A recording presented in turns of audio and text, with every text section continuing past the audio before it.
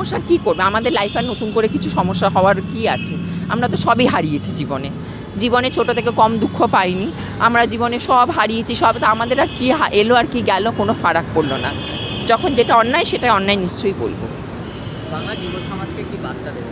বাংলা যুব সমাজকে একটাই বার্তা দেব, সমাজটাকে দেখুন, সবাই আজকে প্রত্যেকটা মেয়েকে আপনারা রেসপেক্ট দিন, প্রত্যেকটা মেয়েকে তাদের প্রোটেক্ট করুন নিজের এ থেকে। আর সেকেন্ড হচ্ছে ধর্ষণটা, সমাজকে ধর্ষণ মুক্ত করুন, কারণ ধর্ষণটা হচ্ছে আনপার্ডনেবল ক্রাইম। কারোর ইচ্ছার বিরুদ্ধে যখন সে না বলবে তো না। আর এরকম মেন্টালিটি কেন, আমি থাকবো অন্যকে না করতে দেব না, এই হিংসা কেন?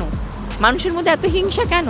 কারণ আজকে ধর্ষণটা আসছে কোথা থেকে? লোভ থেকে, কাম থেকে।